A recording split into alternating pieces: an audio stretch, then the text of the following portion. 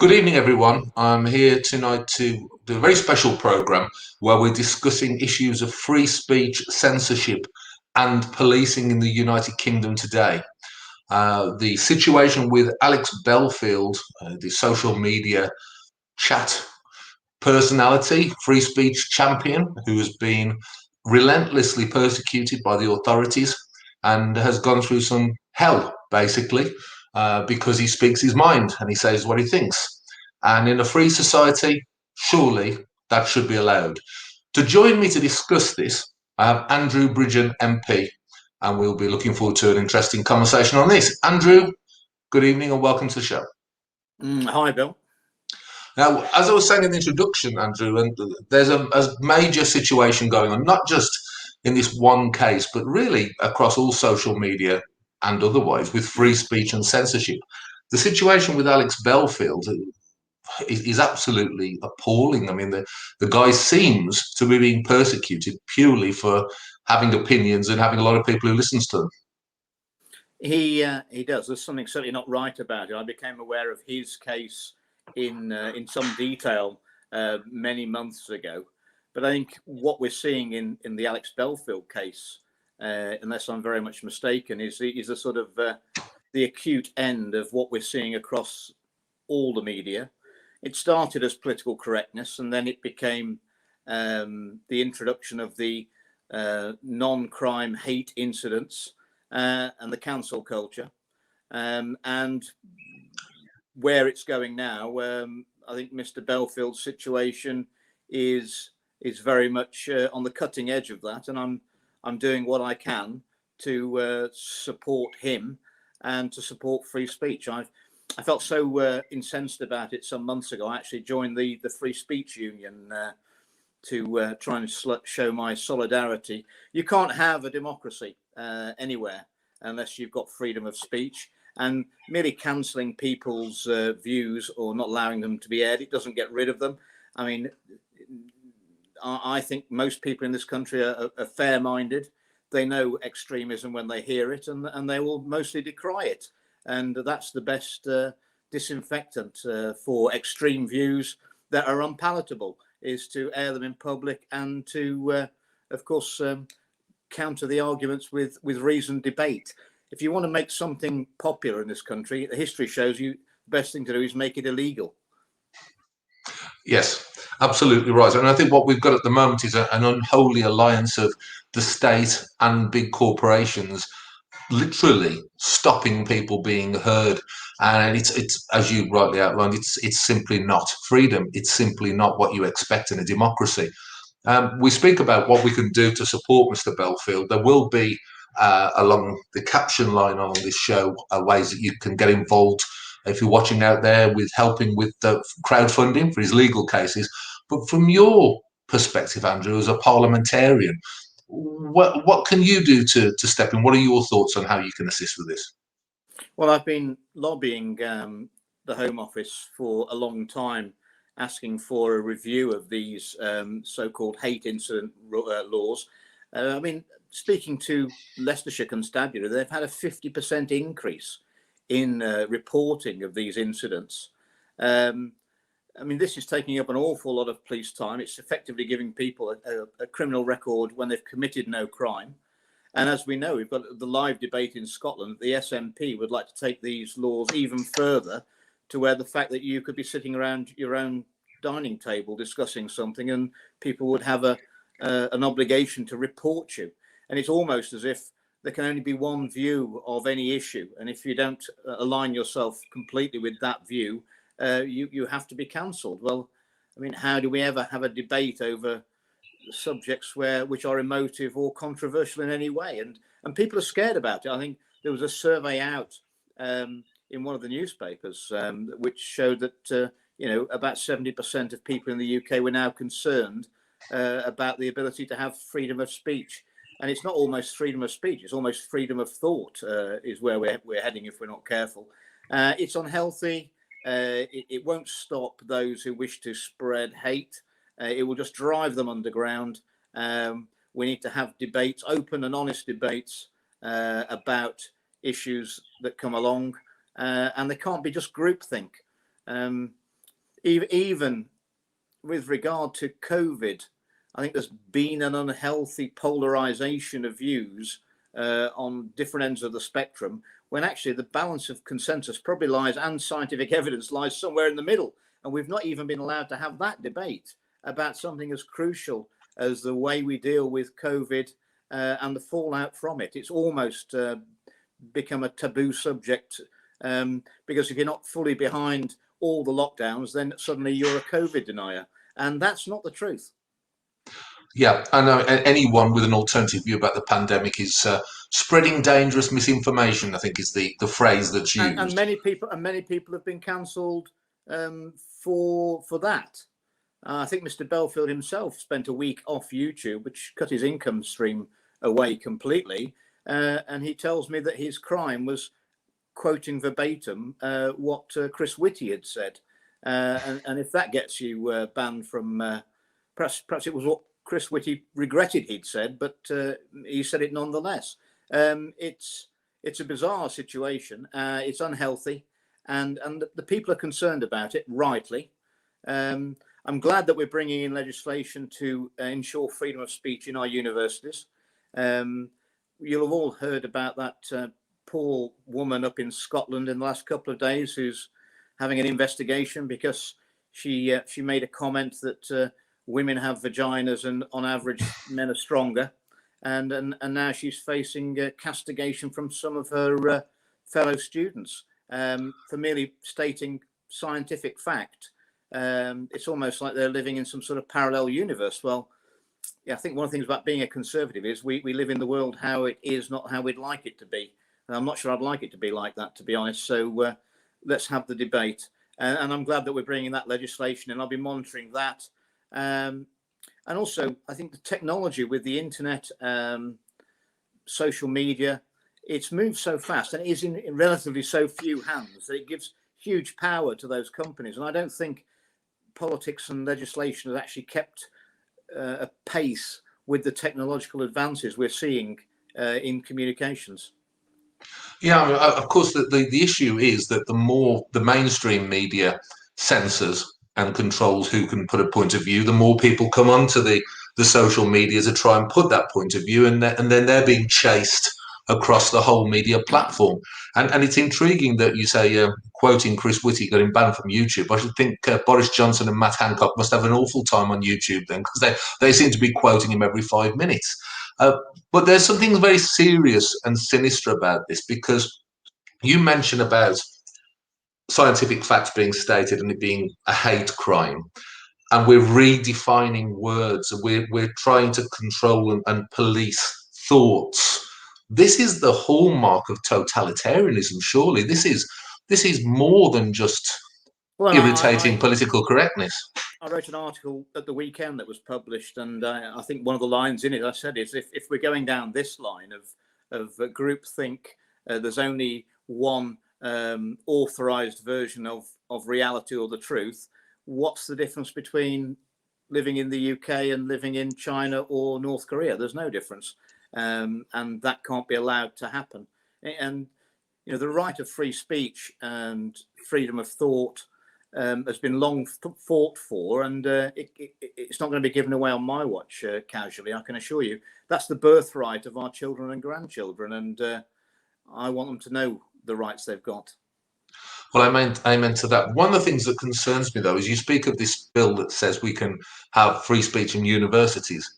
And having occasionally been allowed to go onto a university platform, although more often than not being allowed to, it strikes me that were I to go and do a speech at a student union where I said there are two genders, where I said the pandemic has been overplayed, where I said that man-made climate change wasn't probably the main reason for climate change, and a range of other things, I think I might be up on charges. I might be allowed to say it, but there's a strong chance I might be put up on charges. So is that not a flaw, perhaps, in the legislation? No, you can't be for espousing a view.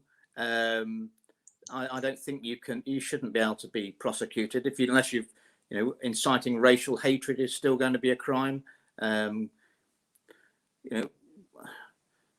I mean, today we're told that the government are passing legislation or insisting that all public buildings should have toilets for male and female. And that's been quite applauded. And I think that shows you the fact that we're applauding the government for insisting that public buildings should have male and female toilets. I think that shows you how far down the U-bend of wokeism we've already travelled, quite honestly. Well, I must admit, it did raise a smile with me when I saw that. But the trouble is that we have all been flushed down this U-bend. We've all been taken that way, and now we're fighting back from a losing position, because there is so much acceptance of this wokery, this control, this group thing. I think there is within the mainstream media and certain echelons of our society. But I mean, my seat's 120 miles from Parliament in the Midlands, the middle of the Midlands, and people just scratch their heads and think, who's pushing this agenda? They've not taken the people with them, and they are worried about diminution of freedom of speech, freedom of thought, and people then are reluctant to talk about important issues that we need as a nation to discuss, and issues that will come along that I don't even know about yet that are going to be controversial, that we need to discuss. And it's almost as if the left, who can never gain power through the ballot box, as far as I can see, or the far left even, through this agenda, appear to be imposing their will on the majority of the public who don't agree with it. But by intimidation, through intimidation. Of course, the danger is, though, that the danger is that things can be imposed onto the public, yes, by fear. I mean, you look at the case with Mr. Belfield. There is a danger of him being sent bankrupt for speaking his mind. Well, one of the major issues, and I think we're going to have to talk about this in Parliament when it's resolved, is that were Mr. Belfield relying on legal aid, he wouldn't be able to challenge the extensions of bail, which he's been able to prove were illegal and unjustified. 7 times, I think, in magistrates' courts they've been kicked out. Were he relying on legal aid, he wouldn't be able to challenge any of those extensions to bail, and he would have effectively been on bail for the foreseeable future and gagged. That is deeply worrying. I can see that if we just gave a blanket approval for people to challenge it willy-nilly, there would be an abuse of public funds. But if it had to get over a threshold of a legal opinion to then get supported, I think an independent legal opinion, I think that would be very reasonable in this circumstance.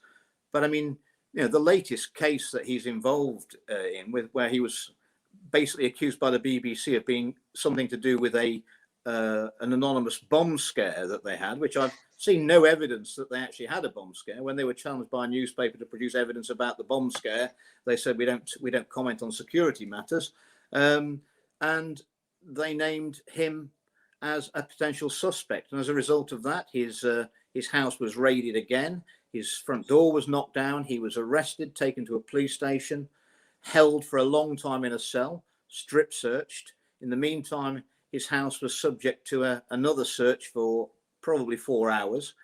And he was asked, as I understand it, about 5 questions in an interview which lasted less than 5 minutes, where he was asked, do you know anything about this bomb scare? And he answered no.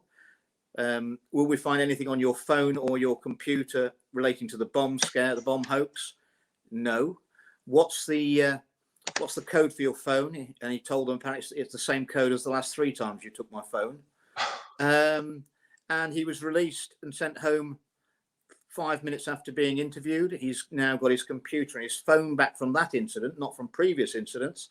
And he's got a no further action letter regarding the bomb hoax. Well, I mean, if we're living in a society where, with no evidence whatsoever, the BBC can allege that someone has phoned in a bomb scare or a bomb threat, and then you can have your front door knocked down and go through everything that Mr. Belfield has been through.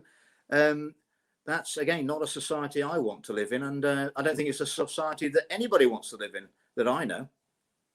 No. And it's extraordinary. This is happening in the United Kingdom. This is the kind of thing that we used to look at other countries and think, thank God that we're different. And it's happening here and it's happening now. And what I was trying to say earlier about the fact where people do get scared into following orders or following a way of being, even if they don't agree. And they may look at cases like Mr. Belfield and think, well, he's on the verge of bankruptcy. He's had his home smashed and Well, raided people will say to just me, for speaking. well, people will say, well, he must have done something. He's been arrested 5 times, but they've never been charged with anything.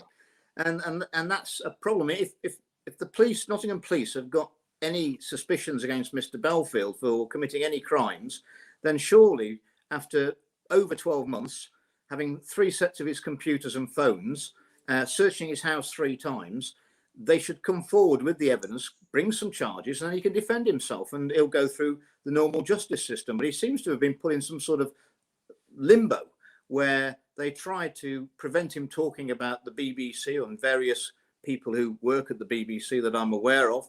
And it's not justice. And it's the whole Belfield situation is actually undermining, because it's well publicized. He's a very, very funny and amusing and popular vlogger with over 300,000 subscribers to his channel. It's undermining public confidence in our policing and our judicial system. And this is what I've told the Home Secretary. This needs to be sorted one way or another. If he's committed a crime and they've got some evidence, let's charge him and let him defend himself. Otherwise, you can't leave him in a situation which would have been without his challenge to the extended bail conditions, that he would have effectively had his income stream taken away from him. Yeah, and this is the thing. This is a guy who there's more comedic content to what he does than anything else. I mean, he's nobody's idea of an extremist. He's an entertainer. Yeah. I mean, I've watched some of it because I knew we were going to discuss it. I think, well, is this frightening? Is this some kind of threat to the state? I think the guy is funny, but he is not a hardcore extremist by anyone's terms. This is the concern, though. I think he's being made an example of. And it puts a shadow across the policing in this country, that when someone can be made an example of with the full complicit help of the police in such a forceful manner, the whole concept of policing by consent, the whole concept of what the British Bobby used to be about, surely that comes into question now. Well, I know that Caroline Henry, who just a couple of weeks ago won the position of Police and Crime Commissioner for Nottingham and Nottinghamshire, she's obviously canvassing on the doorsteps for that election. She's now asked for a full briefing on the Belfield case in Nottingham. And I worry that we have seen the politicisation of the police, and to an extent by having elected police and crime commissioners who represent political parties. And given that those police and crime commissioners have the ability to remove or sack the chief constable, although they're to have no input to everyday policing operational matters, surely by having that power of being able to say without really any legitimate reason, I no longer want to employ that chief constable, that is political power. And ultimately, I believe that the use of that power is down to the morals and sensibilities of the individual, which is actually quite a lot of power when you think about it, isn't it? Well, it's a huge amount, and particularly you get politically motivated police and crime commissioners who have a bee in their bonnet about hate crime and hate speech, so to speak, and you find huge amounts of resources put into that, perhaps more resources put into that than solving burglaries. Well, that's what I worry about, Bill. I mean, what I really object to is when we get differential implementation of the law. My job in Parliament is to scrutinise legislation and vote on it. We pass laws. The laws are there that we pass in Parliament are there for everybody. We all live under the same laws. Some are good laws, some are bad laws. We lobby to get the ones we don't like repealed. But ultimately, we should all be living under one set of laws implemented fairly across the whole of the country, across all communities. And I think what we've seen, and we know we've seen it, is that some elements of our society have not been under the full force of the law, or not had it implemented rigorously enough. I'm talking about the grooming gangs in the north of England and it's not just going to be the north of England, it's going to be other places as well. That's been, if not encouraged, but certainly not, it's not been rooted out as it should have been. And then you've got Mr. Belfield's case, where it appears that the law or investigative powers are being used relentlessly against him. I mean, surely after searching his home 3 times, no drugs, no guns, no whatever, 3 lots of his computers and his phones, if they had a charge against him, one would have thought they would have bought it. They certainly would have had all access to everything he's done for the last few years. It's an enigma, and it's deeply worrying for the general public. It's deeply worrying for me as a member of Parliament. And when it's resolved one way or the other, I'm going to be looking for some serious answers to questions about how this matter has got to the position it has. Yeah, well, it strikes me he must be actually a model citizen. If they've searched his home 3 times and they can't find anything wrong, this guy must be almost a saint. I mean, I think it is important that we all come together to support Mr. Belfield on this. But one of the things that you've mentioned there is really important, because you spoke about the grooming gangs not being chased up as they should have been. And many of the police and investigators I've seen interviewed about this have said because they were frightened of being called racist. Now, this is where, again, the thought crimes come in. Sometimes you just got to do your job. You've just got to say what's got to be said without worrying about committing a thought crime. Some years ago, I spoke at length to Maggie Oliver, and the trauma she had to go to expose this. It makes you want to weep, quite honestly. And in not implementing the law even-handedly, without prejudice, that's a form of racism in itself. And it's doing no one any favours. It causes resentment in the rest of society, because they know what's going on. And ultimately, when it all comes out, it's just far worse. So the answer is not the answer is that we have a set of laws which are implemented across the whole country fairly and evenly, and we're all subject to them. If we're not, I mean, that's the end of democracy, and what's the point of legislating if some people are outside the law? That can't be right. We know you're a champion of free speech, and we know you're a champion of the rule of law. We've spoken in the past about the fact that Parliament has been a bystander over the last few months, but it appears now things are opening up to a degree. The fingers crossed, unless we get some more horror stories and scare tactics out of Sage. But do you think now the opportunity for parliamentarians like you, of which I know there are a few, to actually start to wrestle back some of our freedom, to wrestle back some of this ideological ground, because you're actually there, to be awkward for want of a better word, although we could phrase it differently. But do you think that this will make a difference when you can get back? You're sounding like the Whip's office, Bill, and I don't like this. It's the first time I've ever been accused of sounding like a whip, I can assure you of that. But yes. Do you think you've got a chance of wrestling it back? We've got to, and we've got to. We didn't go through Brexit to get our freedoms and our sovereignty back to give it away to the fad of wokery and cancel culture. No, that's not the sort of country I want to live in. I don't think it's the country my constituents want to live in, and it won't wash. It might wash in the bubble around the mainstream media in central London. Because quite honestly, one of the big problems, Bill, is that these people live in such a bubble, and they accuse politicians of living in a bubble. I mean, I spent most of the last 5 months living in the centre of my constituency in northwest Leicestershire, nowhere near Westminster, and quite honestly, it was hugely refreshing. It was unbelievable to be grounded back in the constituency. We had some really good elections locally, and that was a great chance to get out on the doorsteps. But the people I speak to in the media, and I remember going on Newsnight once, and I espoused a view, and there was silence, because I don't know if your viewers will realise that when you get interviewed for Newsnight, they always want to grill you beforehand with the producer, so they know exactly what you're going to say to make the presenter look more clever, because she'll know how you're going to handle it, and then they can come at you from a new, unexpected angle. And when I gave my view on this topic, there was just silence. And I said, well, what's the problem? And they said, we've never heard anyone say that view before. And I said, well, that would be pretty mainstream where I live, and that's what we think. And he was absolutely gobsmacked. And these people think they're doing great work because they wouldn't know or come into contact with anyone who's got an alternative view. And that's part of the polarization between the capital and the rest of the country. And it's unhealthy. And that's one of the reasons why a lot of people in my constituency have given up on the BBC, because they just don't think it's got any relevance to their lives living 120 miles from London.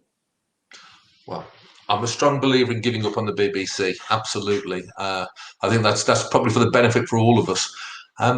What I'll say, we're coming towards the end now. So I think it's important that we all agree that we need to come together to support Alex Belfield on this, because when he's silenced, then the rest of us get silenced, and then it ends up really with just being, thank God for MPs like yourself, but a handful of you left, because the voices outside can be so easily switched off. Click of a switch, and this could be gone. I could be gone. All these dissenting voices could be gone. And really, no pressure. But the ball is very much in your court, because it's a lot harder to do that to an MP than to do it to Joe Public.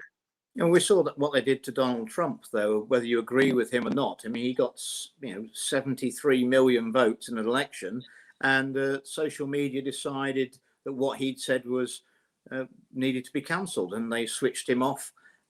That is very telling, and those companies should not have that power. I look at my Twitter account and how useful it is, but by putting so much out on that medium, I'm giving those people power to turn me off ultimately, aren't I? They don't like what I'm saying, maybe to you, Bill. They might not like what I'm saying to you, in which case I'm sure they don't to be switched off. Yeah. We need to take account of this in Parliament, and there needs to be protections so that they don't have that power to decide which voices are heard and which voices aren't heard. That's tremendously unhealthy. Yes, and to finish off, because let's be honest, if you have an alliance between big corporations and authoritarian state, that's fascism, and we've seen that in the past. Absolutely, and I think there's another good saying I like, is that when the people are scared of the politicians, it's tyranny, and when the politicians are scared of the people, that's democracy. And I'm afraid we need a bit of people power, that they're not going to stand for this cancel culture, the woke agenda. And I think it's coming, Bill. I'm confident. And, they'll say, well, look at the powers, look at the forces that are arrayed against them. Well, it was the same as Brexit, and they couldn't keep the people down then, could they? We eventually got our way. Democracy ruled, and I'm pretty confident that we're going to win out on this one. We've got to. There's no choice. Otherwise, we're finished. Well, just like Brexit, I'll be standing shoulder to shoulder with yourself and people like you on the barricades. I'm sure many of the viewers will, and I think that's a really positive note to end this on. So, thank you again for your time, Andrew, and Godspeed to your efforts. We really do need voices like yours to be heard in Parliament. So it's really appreciated. Thanks, Bill. And to everyone who's watched, please share this round. Please get behind Alex Belfield. You've seen the links coming across the screen. Let's help this guy stand up for free speech and liberty, because they come for him now. They'll come for me next. And who knows when they'll come for you. So let's stand our ground now and stand up for freedom and liberty. Thank you all. Thank you.